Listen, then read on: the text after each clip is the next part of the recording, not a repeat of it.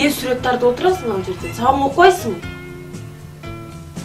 Жазбайсыңбы? Эмне кыла турган ишиң жокпу? Жазбоо тапшырма. Да 2 алып келесиң.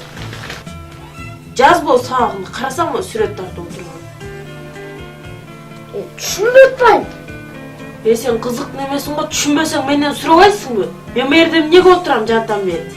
Сурап кичине бир нерсени, могу эмне болот десең мен айтам да. Сен өткөн темаларды мен деле билем, менден сурасаң айтам да.